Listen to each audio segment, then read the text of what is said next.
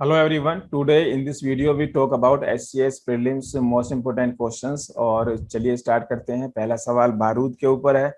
तो अगर बारूद की बात करें तो बारूद में निम्नलिखित में से किस एक का इस्तेमाल किया जाता है। तो हिंदी इंग्लिश में कोई फर्क नहीं पड़ता। इंफॉर्मेशन का एग्जाम में ऑब्जेक्टिव टाइप क्वेश्चंस आएंगे, आपको बात समझ आनी चाहिए। तो magnesium sulphate, potassium nitrate, sodium stearate, calcium sulphate, तो ये दिए गए हैं। अगर आपने बारूद का जो है केमिकल कंपोजिशन देखा है तो आप इसको जरूर जरूर कर पाओगे। अगर नहीं भी देखा है तो मैं इसका जवाब आपको बताने जा रहा हूँ।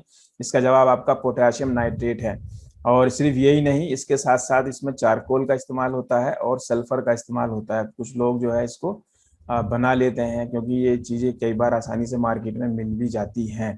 ठीक है, तो 6 हिस्से ये होता है। एक पार्ट आपका चारकोल होता है और एक ही पार्ट इसका जो है सल्फर मिलाया जाता है तो बारूद बन जाता है। लेकिन हमारे एग्जाम में साइंस के पॉइंट ऑफ व्यू से SCS के लिए बहुत ज़्यादा इंपॉर्टेंट है। अगला है, पानी में साबुन यानी कि सोप और डिटर्जेंट की मैल को दूर करने की क्रिया किसके द्वारा निर्मित होती है।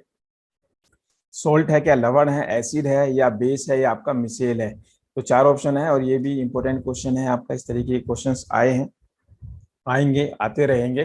तो मेरी कोशिश रहती है कि जो प्रीवियस ईयर वाले पेपर के क्वेश्चंस जो आजकल यूट्यूब पर लोग करवा रहे हैं, आपको 10-10 घंटे पढ़ा रहे हैं, ठीक है, तो वो टाइम वेस्ट कराने वाली बात है। वो SSC वाले क्वेश्चंस पढ़ा रहे हैं, कोई कोई हरियाणा SSC के पढ़ा रहे हैं। तो उन्होंने व्यूज लेने हैं आपके, कोई बात नहीं है, आप उन्हें अपना काम करने दीजिए, आप अपना काम कीजिए। और ये क्वेश्चंस भी आप जो मैं आपको देने की कोशिश कर रहा हूँ, ठीक है, तो थोड़ा इन्हें प्रैक्टिस आप करिए और आप सोल्व भी करने की कोशिश करिए। इसका जवाब है आपका मिसेल।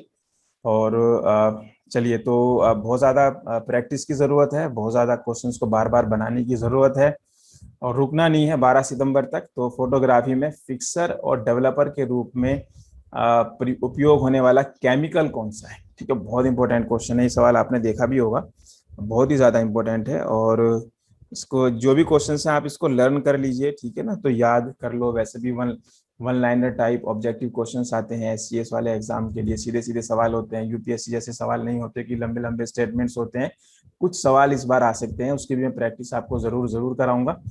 तो चलिए, तो इसका मैं जवाब आपको बताने जा रहा हूँ। इसमें आपका सोडियम थायोसल्फेट, तो इसका जवाब आपका C है, फिक्सर डेवलपर। इंपॉर्टेंट क्वेश्चन है इसका। चलिए अगला क्वेश्चन देखते हैं। और नेक्स्ट क्वेश्चन आपका ग्लास के ऊपर, कांच के ऊपर है कि कांच में मुख्य रूप से किसका इस्तेमाल होता है। Silica, sodium borate, calcium silicate, या सोडियम सिलिकेट का। तो सिलिका का इस्तेमाल होता है और ये टिक पहले से यहाँ पर हो रखा है। तो वैसे भी आसान सवाल है, आपने कांच तो गिलास कितनी बार पढ़ा होगा, सब लोग पढ़ते हैं, सबको याद होता है, उनके कलर भी याद होते हैं। जैसे कि आपके सामने ये अगला सवाल, ये भी कांच के ऊपर है, गिलास के ऊपर है, और इसमें मेटल ऑक्साइड दिए हुए हैं, सामने उनके कलर दे रखे हैं जी, कौन से कलर कांच के बनते हैं इसमें। तो इसको बहुत ध्यान से करना है। तो जो आपका यूरेनियम ऑक्साइड है उससे पीला रंग बनता है आपका, यानी कि इसका 4 आ जाएगा। और क्यूप्रस ऑक्साइड से आपका रेड बनता है, तो ये 1 आ जाएगा। तो 4 और 1 यानी कि इसका जवाब A हो जाएगा। और इसके अलावा C का सेकंड बनेगा नीला कोबाल्ट ऑक्साइड, और क्रोमियम ऑक्साइड से आपका ग्रीन बनता है। बहुत इंपॉर्टेंट क्वेश्चन है, इसको आप जरूर जरूर करिए। और कांच हमेशा या गिलास हमेशा इंपॉर्टेंट होते हैं। सोप डिटर्जेंट भी होते हैं। साबुन या सोप के निर्माण में होने वाली अभिक्रिया साबुनीकरण कहलाती है। मूलतः साबुन किसके सोडियम या पोटाशियम के सोल्ट हैं। बहुत इंपॉर्टेंट क्वेश्चन है। तो मोनोकार्बोक्सिलिक एसिड, या ग्लिसरॉल, या डाइकार्बोक्सिलिक एसिड, या ट्राइकार्बोक्सिलिक एसिड। तो सोप आपने जरूर पढ़े होंगे। तो अगर मैं देखूं इसका जवाब, तो अगर ध्यान से देखा जाए तो इसमें मोनो कार्बोक्सिलिक एसिड होते हैं आपके, यानी कि इसका जवाब आएगा ए ऑप्शन है। चलिए अगला सवाल देखते हैं। और निम्नलिखित में से किस क्रियाविधि द्वारा साबुन कपड़ों से गंदगी दूर करता है। तो चार ऑप्शन यहाँ पर दिए हुए हैं, थोड़ा सा बड़े बड़े स्टेटमेंट है।